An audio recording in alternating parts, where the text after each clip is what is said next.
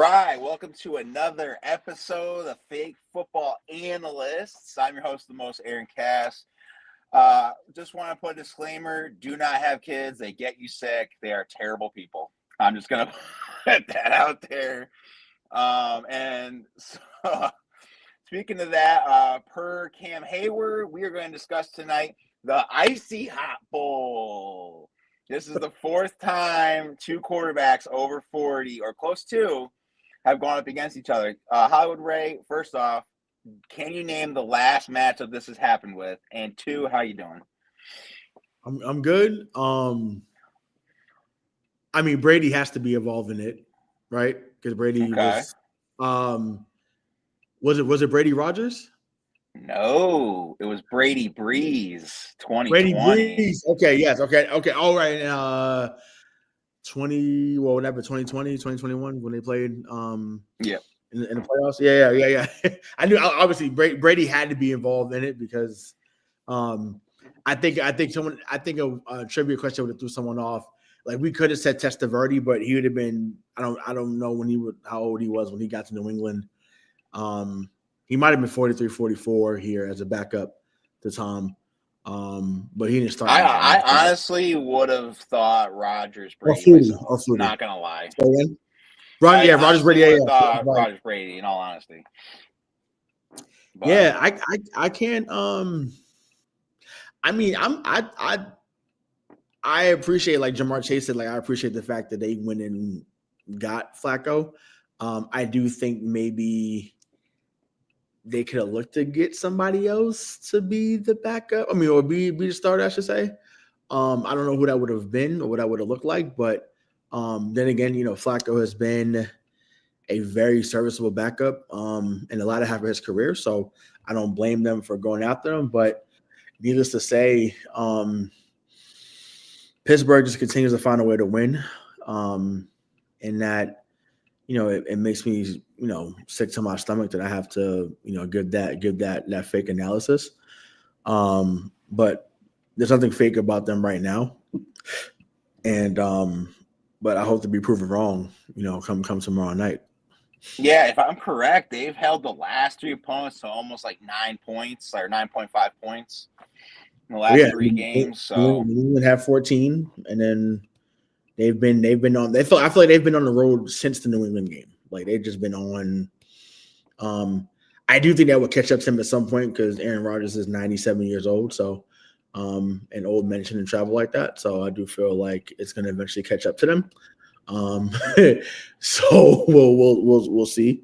We'll see what happens. But yeah, it sucks, right? Because Cincinnati for the first time has had a really good product. I mean, since we were maybe late middle school, early high school.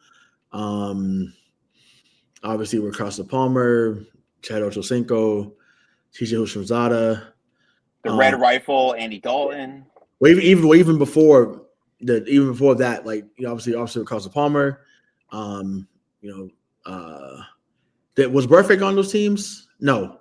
He was on the team with Dalton. He was on the Dalton. He's with Dalton, but so I can't really name someone from their defense back then. Oh no, Pac-Man Jones. Pac-Man Jones was on that team too, but years ago. But they I don't know, man.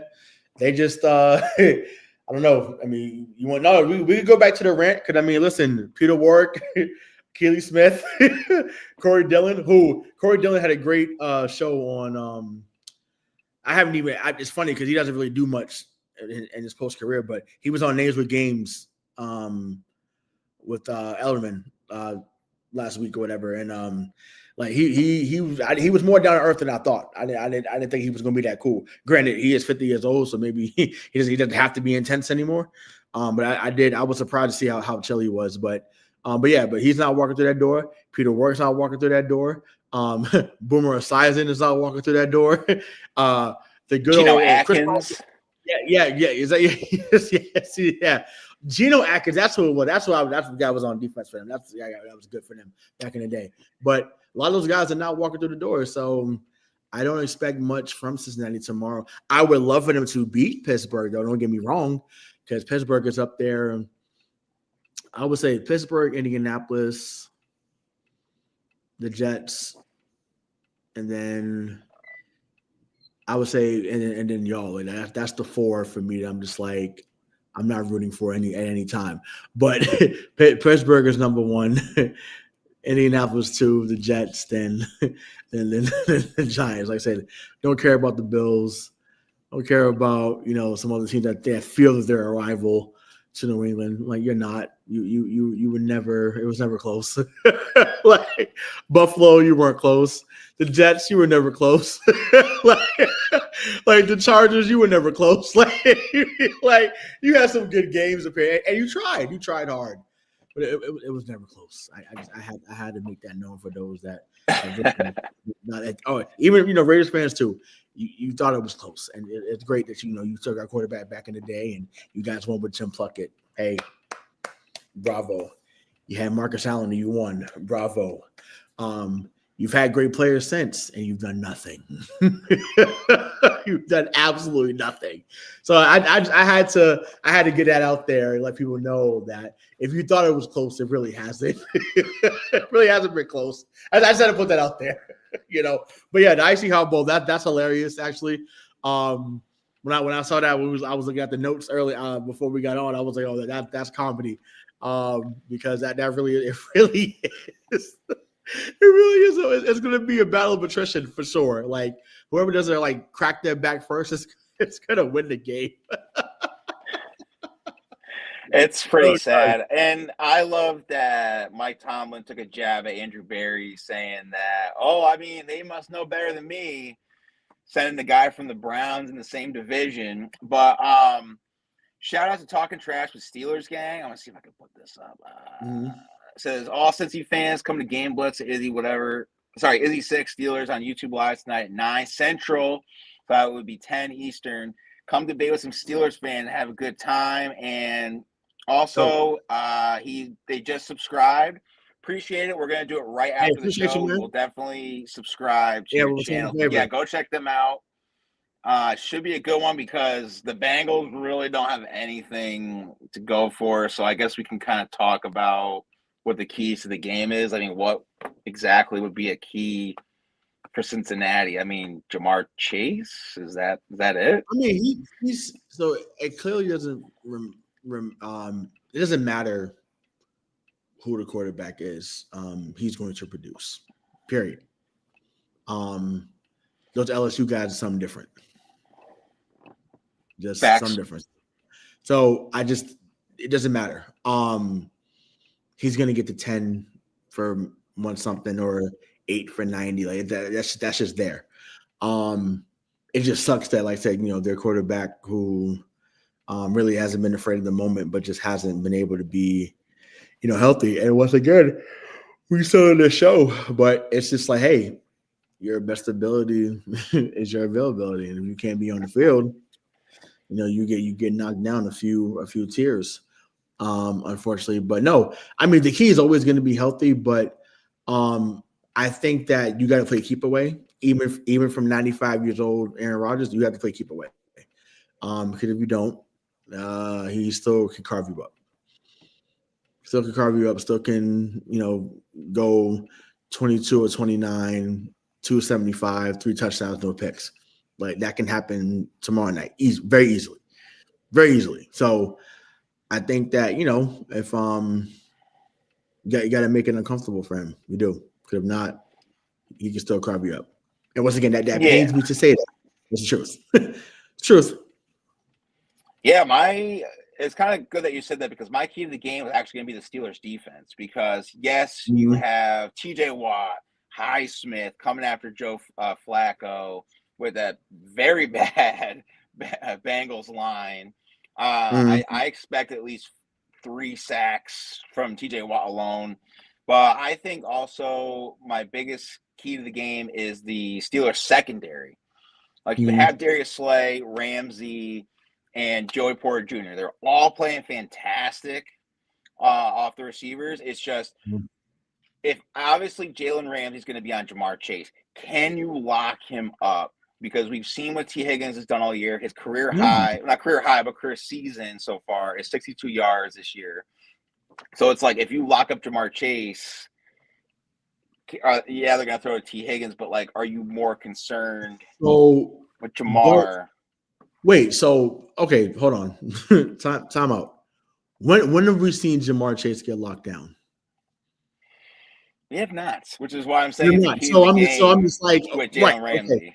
great. So if we're talking 2021 Ramsey, and once again, I'm saying that he's still not a great cornerback because he is.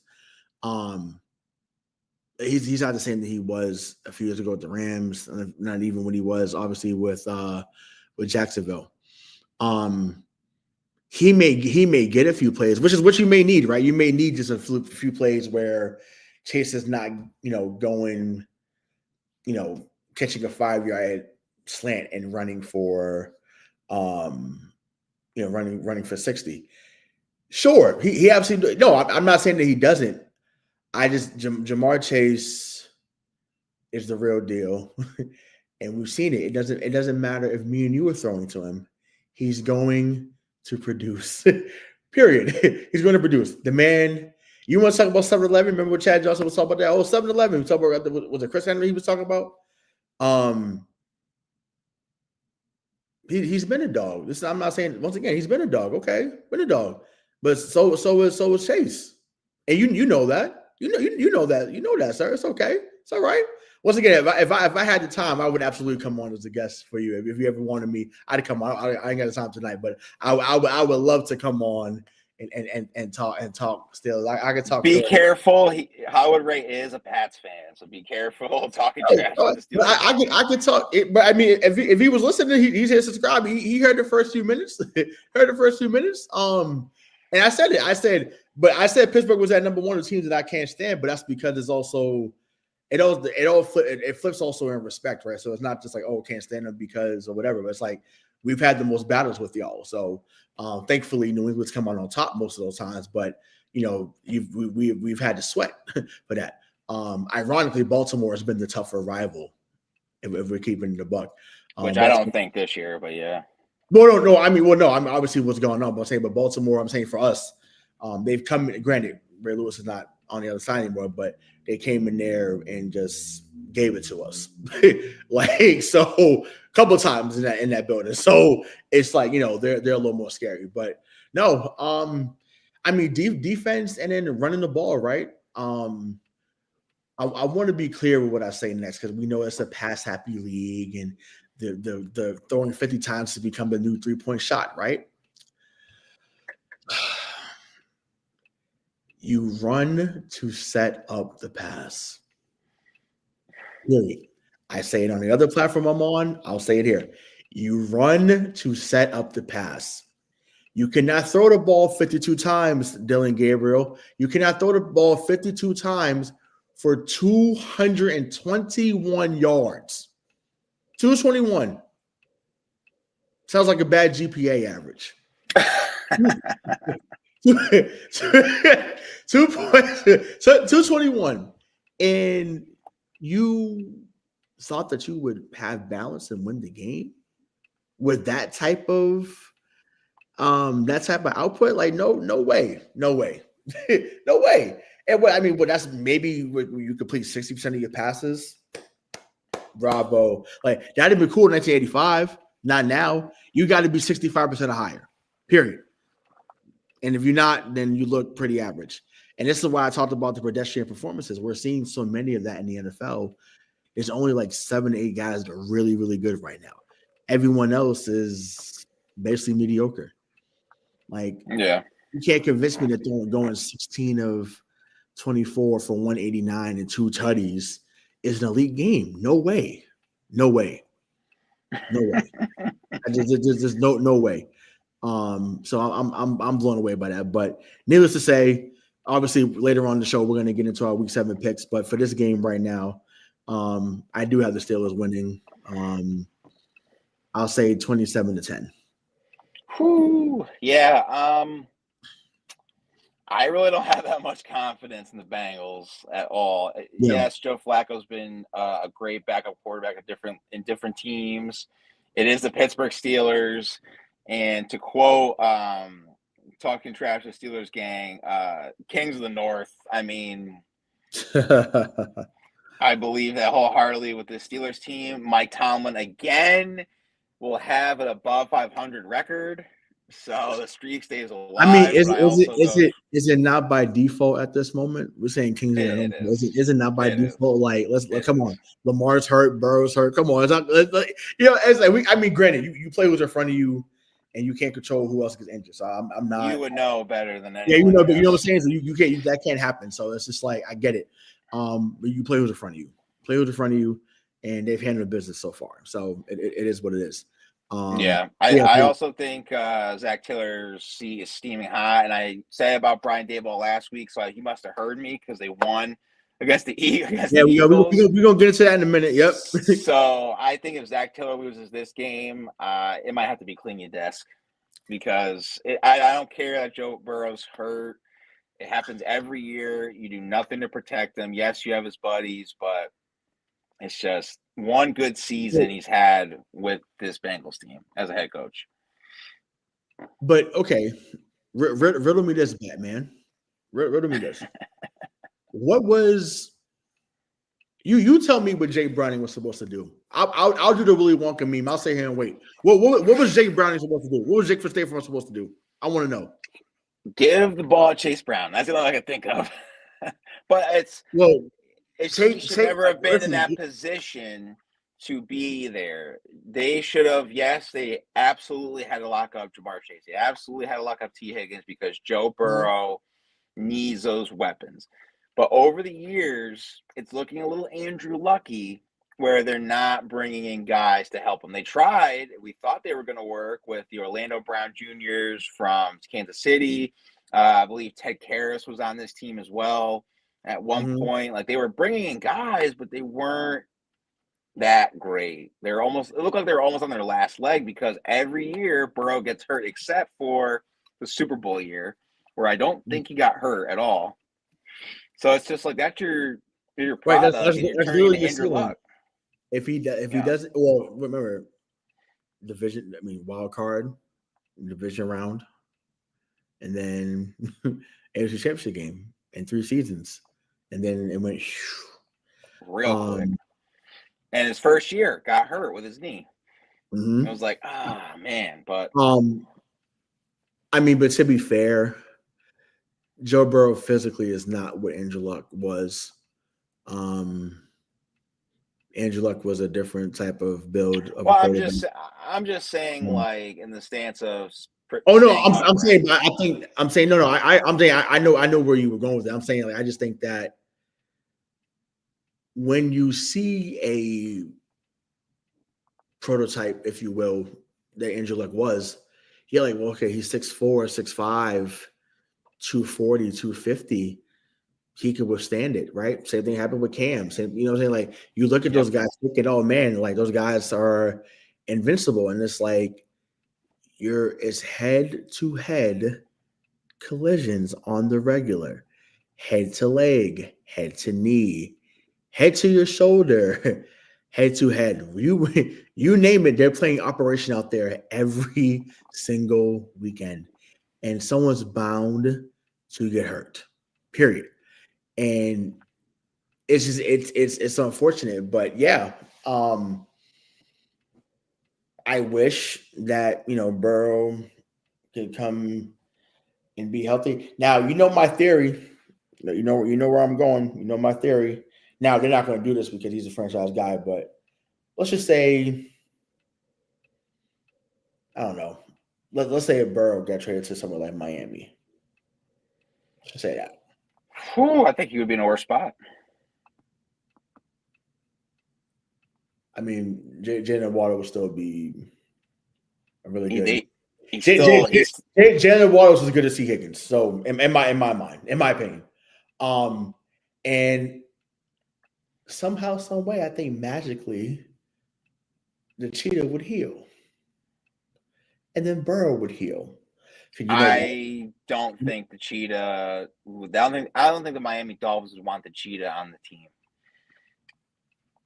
If that, we're just speaking hypothetically, but if Burrow came down there, let's just say he got dealt down there, pretty sure he'd say, "Hey, Can you give me another season?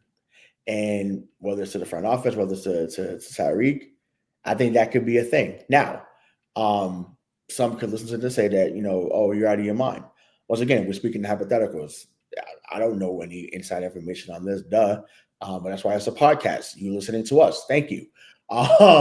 So I say I think that would be interesting. I'm just saying, my theory, guys all of a sudden get nice and healthy when they're in a new situation. Nice and healthy. It's true. Or I mean, granted, I don't know if they would do this because they're trying to see what they have in him, but if I'm Minnesota, I'd look at try to trade for Joe Burrow. JJ McCarthy is not the answer. As much as I like him, I think him having to get a chance to build and put JJ McCarthy with Chase and T. Higgins, like you would see what he can do.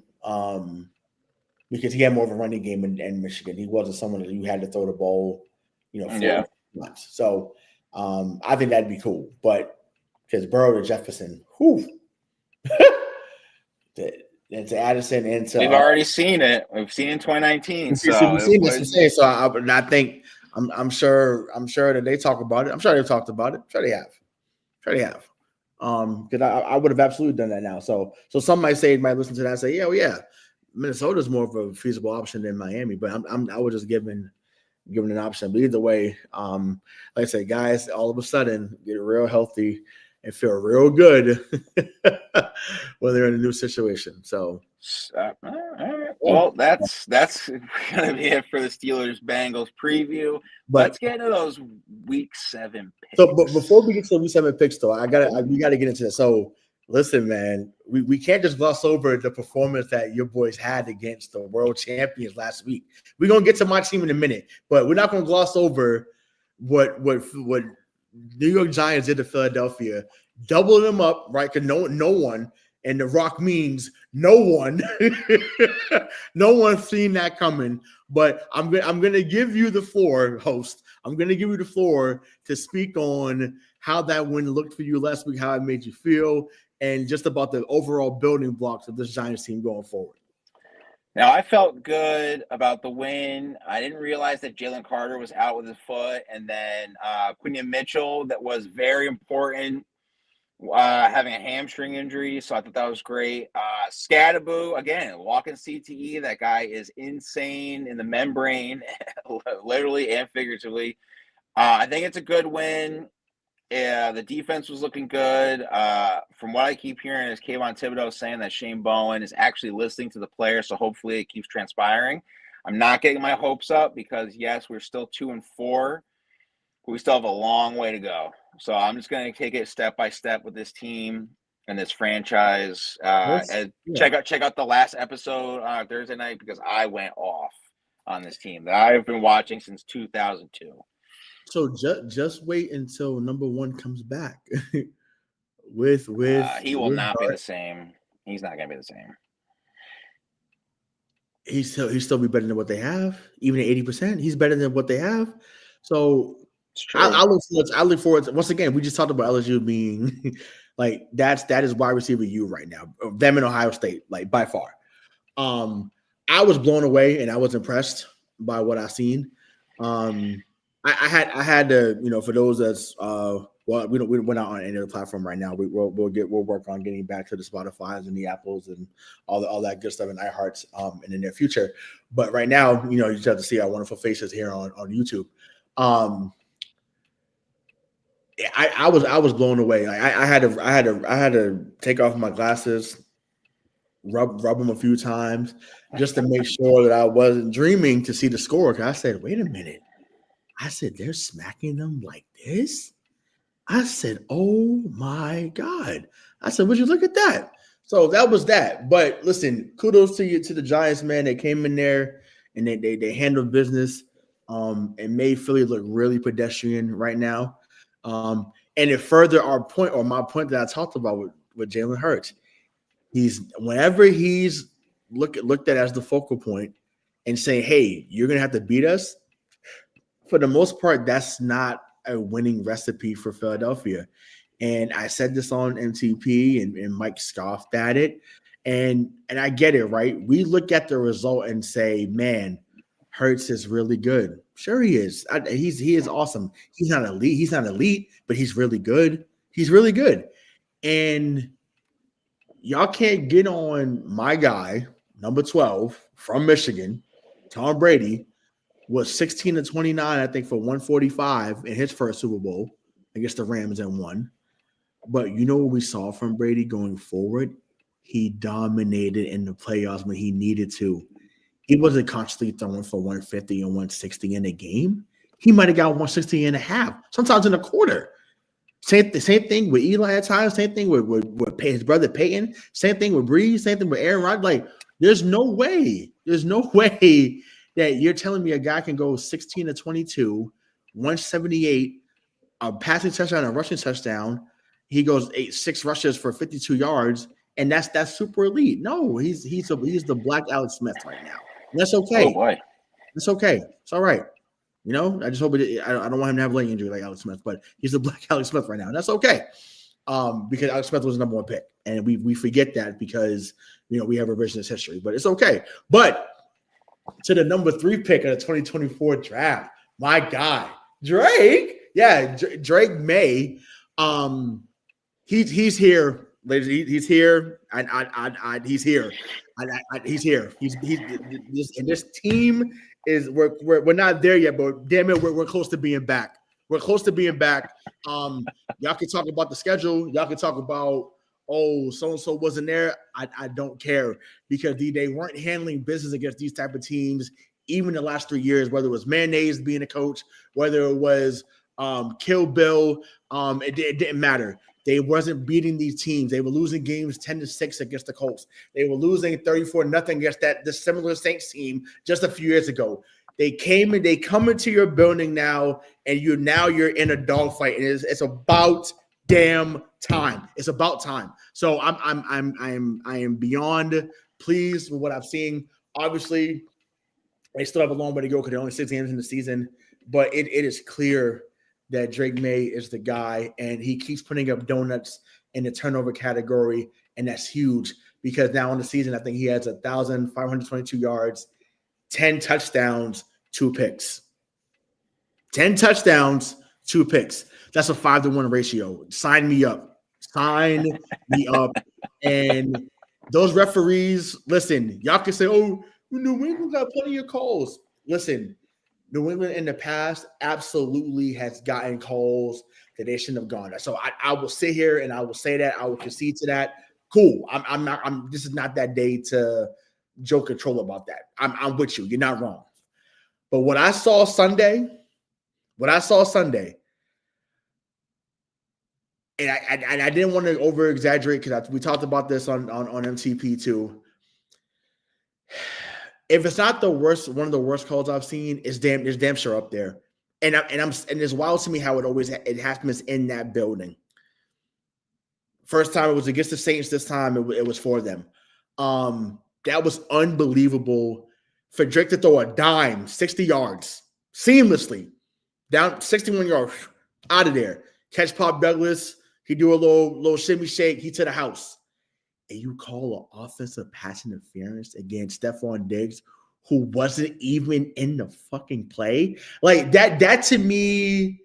And listen, voters listening, we thank y'all for tuning in. We're gonna get to week 7 in a minute. I couldn't get to week 7 picks without talking about what happened last week. And this is not just with New England. This is across the board. The referees in this sport and pro sports period. The referees in pro sports period are an absolute joke. Whether you think about touch fouls in the NBA, whether you think about touch penalties in hockey, maybe even wild, stupid red cards even in soccer. Like it's unbelievable to me how much of a downgrade we now have when it comes to refereeing. And you think about back in the day, right? I remember when I forget the pitcher's name from Detroit. Oh, his name is on some right there, right at the top of my head. I can't think of his name, but he was going to have a perfect game. And, all you had to do was call the guy out. He was out by a mile. Out by a mile. And you call the guy safe. Even if it was a bang bang play, you don't ruin that moment by calling the runner safe. You just don't do that.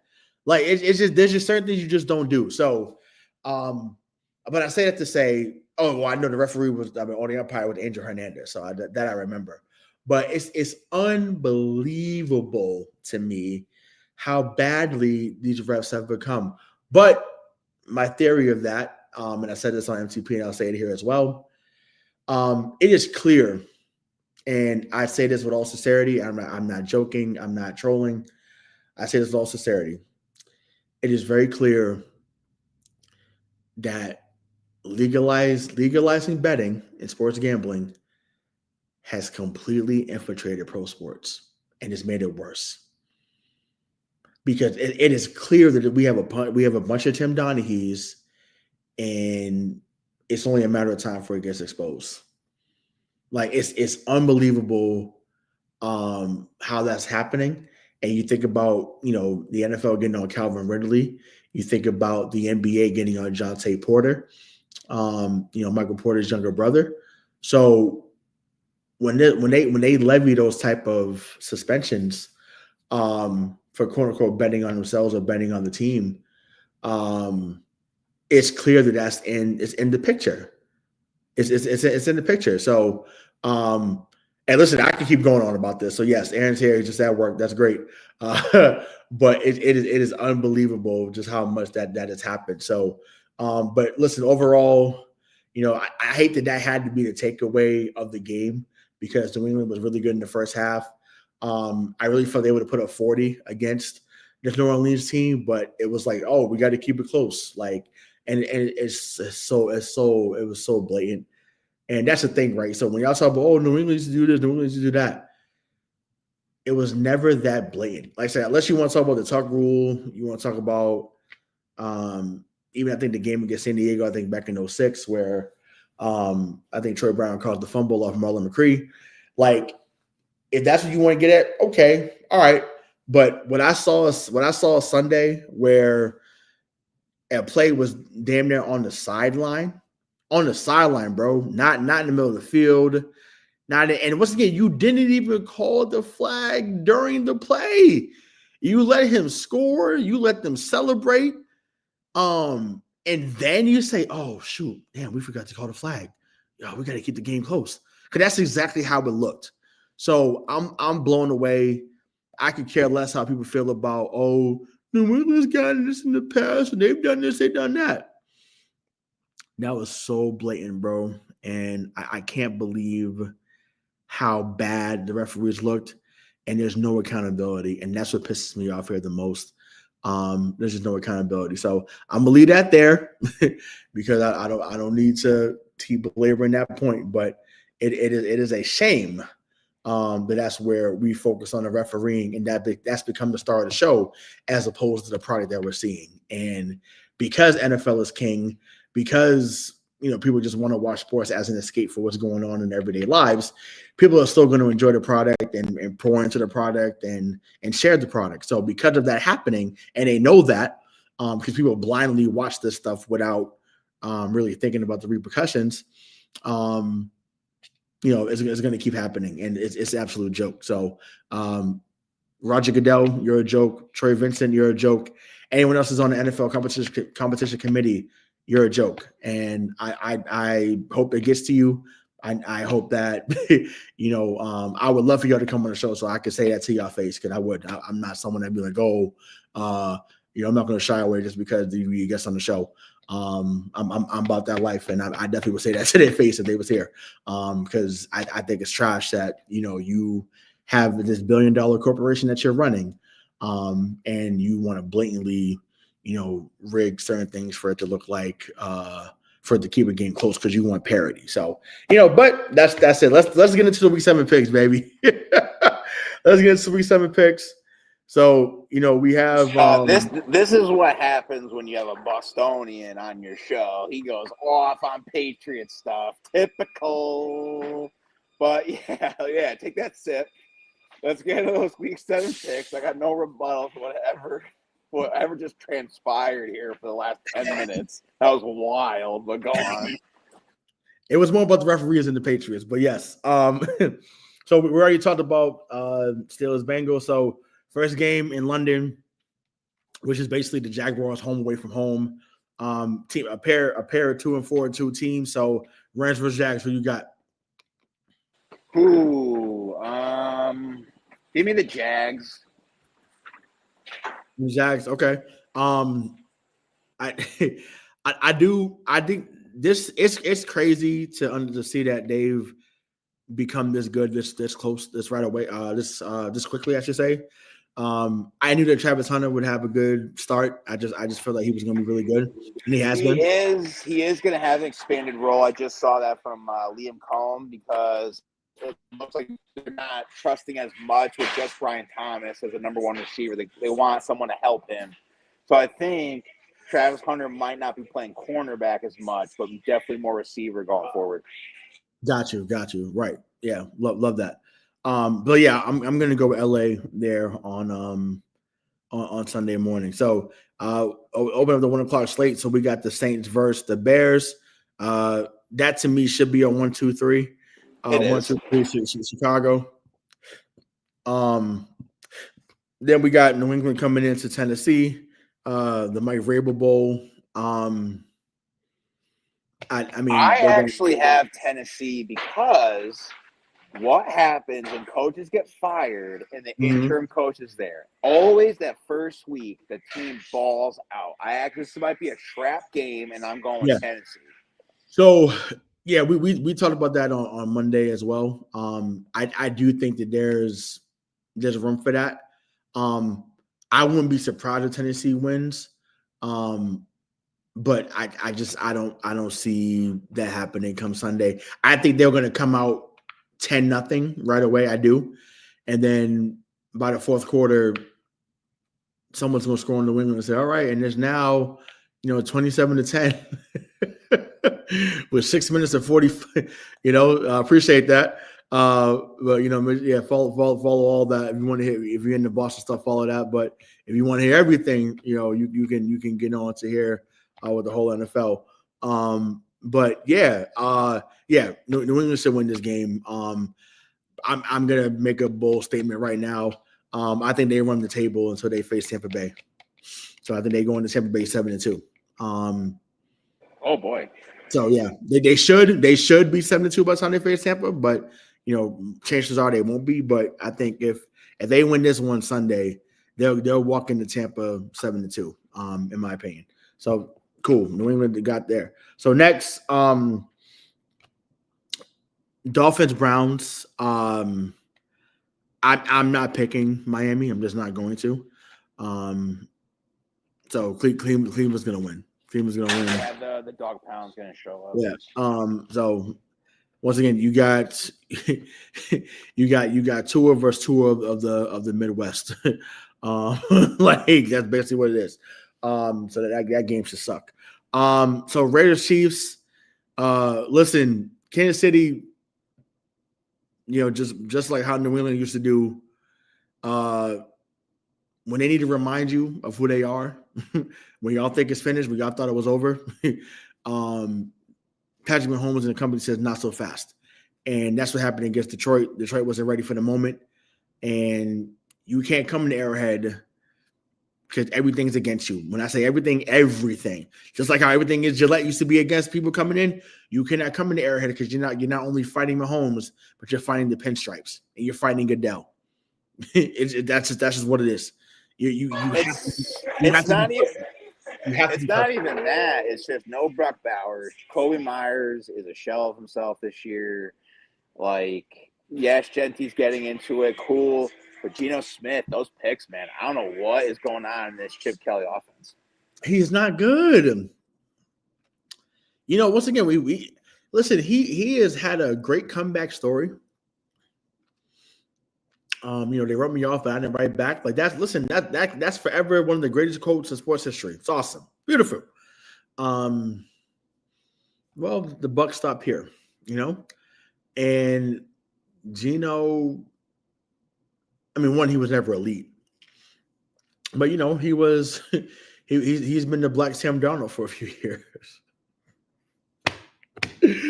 Oh, he's been a Black Sam Darnold for a few years, and so now it's starting to get exposed. Once again, that loss looks so bad. It's so bad because this team is so bad, but it is what it is. But this is a 1-2-3 though. Even though we gave analysis on it, Kansas City should win this by a mile. Like it's they're 11.5 point favorites. Like to me, that's too low. Kansas City might win by 20, at least 20. But next, Eagles, Vikings. Who you got? Say it one more time. So, Eagles, Vikings. Give me Vikings. So Philly lose back-to-back games, huh? Okay. I think so. They'll be on a 3-game losing streak. Gotcha. Okay. Listen, I'm not. I won't be mad at that. That'd be very intriguing. But I don't think it happens. I'm gonna go with in the Carson Wentz Bowl. I'm gonna go with Philly. Panthers, Jets. Panthers. 1, 2, 3 Panthers. What's their saying? Keep pounding. Keep pounding. Right. I do feel bad for Aaron Glenn though. I really do. Because now he'll be another black coach that gets looked at like he can't coach, and I don't think that's the case. I just think that the Jets suck. And you can only do but so much. And Justin Fields, I'll take him. I'll take him in New York as a D coordinator. If he can't coach, I'll take him. Justin Fields is awful. He has not thrown an interception, but he has not won a game. No, he was 7-12 for 34 yards last week. 7-12 for 34 yards. That's what people do on a drive. I mean, he was sacked 9 times. He sucks. He's terrible. Like when you're known for being more of a runner, you're not that good. He's Tyrod Taylor, but went to a better school. So, ouch. He's Tyrod Taylor, had better pedigree, and he went to Ohio State. But once again, stop drafting quarterbacks from Ohio State. Stop doing that. Like when are y'all gonna learn? Stop drafting quarterbacks from Ohio State. They have never ever panned out ever. And in fact, that some of y'all want to claim Joe Burrow as comedy to me because he was there for a cup of coffee, literally. Yeah, he literally was. You can't blame him. Cut it out. Next, that's all the 1:00 games. So next, the G-Men coming to Mile High. Broncos coming in 7-point favorites. Who you got? I'm gonna go Giants just because I think Cam Scatterboo to Ryan Fitzpatrick. I think he's gonna have a really good game, and Bo Nix has not been well when it comes to a front 4 or even a front 7 pressuring him. He's been very off this year. Yeah. No. I'm gonna go with y'all too, man. I think that them young boys got y'all flying high, and I think that obviously both teams here beat the Eagles here, but you guys handled them. It wasn't like it's a defensive struggle. Like the game was over at halftime. If we're being real. So that's what it is. But now to the former Giant, the 5-1 Colts, 5-1 going into LA. Give me the Colts. Give me the Colts. I want to pick LA so bad, but I don't trust their defense, so I will go Colts. But I think the Bucs going to stop real quick for Daniel Jones coming up. Yeah, I mean, you've been saying it every week. I just saw the Colts stretch of the last 12 games. It's going to be rough. Yeah, I mean, it is, but it's like with the Chargers, man, like they just eked out a win, like barely eked out a win with I guess Miami. So I'm just like, and that Colts team is a lot better than Miami. So We'll see. But if they're gonna be taken seriously, they got to win a game like this. So meaning, really both teams need that type of win to solidify what's going on right now. But next we have the 2010 wild card rematch. Packers versus Cardinals. Who you got? I don't know, man. Jacoby Brissett is looking real good. 320 yards Man, passing I said, but no, I'm gonna go Packers though. But yeah, go on. But I couldn't believe. I said, are you kidding me? I said you threw for 300 yards. I said, are you kidding me? Dude couldn't even sniff 200 here. I said, what a joke. What a joke. Jet sweep Josh strikes again. Yeah, pretty much. But no, Packers should win this going away. Like it's getting quiet. It's getting quiet out there in Arizona, out there in Tempe. So are you saying you're jumping ship? Which I told you to be careful. Well, no, I'm jumping ship. I'm jumping ship because they're not healthy. So not necessarily because of. And once again, you think I'm a teacher Jacoby? I'm gonna trust a Jacoby Brissett led team? Absolutely not. Absolutely not. Never. This next one's a 1-2-3 to me. 1-2-3 Commanders. Who are they playing? Dallas. Oh yeah. No, that's 1-2-3 Commanders. Falcons at 49ers. This is gonna be better. Bell to ass Atlanta Falcons. Wow. I don't know about belt to ass, but it's gonna be closer than people think. But give me San Francisco at the crib.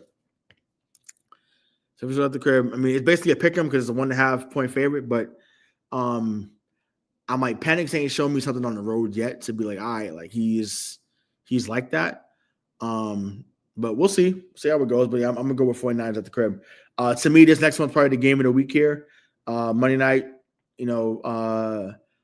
Tampa Bay going into Detroit. Give me Tampa Bay. Yeah, I go Tampa as well. And I know Igbuka is not playing. I heard Mike Evans might play. But I think Tez Johnson is going to have a good game. Yeah, he's involved for them. But yeah, definitely going with Tampa Bay on that one. And then last but not least, we got Houston going into Seattle. This to me also is a 1-2-3. 1-2-3 Seattle. Seattle. Like I don't know what's happened in Houston. I know they have had some injuries, but like C.J. Stroud, once again, these guys from Ohio State become flashes in the pan, and we drink the Kool-Aid every single year. Every single year, we drink the Kool-Aid, and it's just like, what are we doing? What do you mean? What about C.J. Stroud? What about him? He was saying because you're talking about OSU quarterbacks, they're not being good. So do you think CJ Stroud's regressed? Because I do. I think he has. I think that he's talented, but he's regressed from what he was a couple of years ago. I think that's not. I don't think that's a trolling statement. I don't think that's far fetched. I think that's right. Once again, in the moment, can he turn it around and be what he was his first 2 years? Absolutely. But I do think that he's taken a step back. They became the media darlings after his rookie season and beating Cleveland, and so much so that people thought they were going to take down the Chiefs last year. That's how strong of a belief they had in that team. And then I know obviously Diggs got hurt and Nico Collins got hurt, but once again he's only having one bad year or a bad hit. Yeet. I don't know if you're a wrestling fan tonight, maybe you just wrote it too quickly, but 4 letters, 1 word, yeet. But he's only had one bad year. I'm trying to think of what happened with them last year, where I don't know, they didn't pan out. So they just were with a lot of injuries between Stephon Diggs and Tank Dell. It just kind of started falling apart real quick. Sure, but we've seen in other places where teams have injuries and then teams have rallied. So I just think, to me, if you're going to be a guy or be the guy, you have to elevate the talent around you. and hopefully he's able to do that in the future, because I do think he's really talented. But unfortunately, it hasn't been a good start for him out there. So I'm riding up with Seattle. So yeah, so now let's get into final words. Yeah, I'll go first this week on the final thoughts. So I don't know if anyone noticed in the YouTube thumbnail or anywhere else on our social media platforms, we do have a new logo. I actually really enjoy this one. Shout out to the Giant Topic, aka Christian. Really good. I was also on his show Thursday night. He does everything, New York Giants, any New York Giants fans out there. He does a lot of editing as well. Not just me, but he is really great editing. So make sure you guys follow him at Christian Cruz and also at the Giant Topic on Twitter. And also make sure you guys like, subscribe, hit the bell. It goes ding, and it'll pop up. Mostly going to be Wednesdays at 7:30. I am at work, so half of the show I will be at work. You won't see my face, so I apologize for that. But make sure you guys follow us also on TikTok and Twitter. Fake football analyst and _ fake analyst. Appreciate talking trash with the Steelers gang. I'm gonna say it right here, right now. Hollywood Ray is gonna be on your show tonight. I'm gonna say it right now because he's he's an OSU hater because he's a Gators fan, chomp chomp, and he's a Patriots fan who doesn't like the Steelers. So he will be on the show tonight. No, it won't be tonight. It won't be tonight, but I definitely want to come on. I definitely want to come on for sure. Well, they're sending a link, so you better be on that. So they will be on live tonight. So catch Hollywood Ray, so we can get out there. The big football analyst, and also today is a big day too because it is actually the birth of the Black Panther Party, which originated in 1966. So shout out to the Black Panther Party and everyone that is a part of that and still is. And as always, Black people matter. Yeah, I mean, I don't have much to add to that. Once again, thank y'all for listening. Thank y'all for those that subscribe. Thank you to the Steeler page that subscribes to our page. Once again, we've had a really good return, and this has been fun, and we're glad to be back and happy to be back. So anything that we can do for our support or that we get as support, we say thank you. We can't say thank you enough. So continue to listen. There's more great things on the way. And as always, Black Lives Matter, not just when it's convenient for you. So let's keep it going. Peace.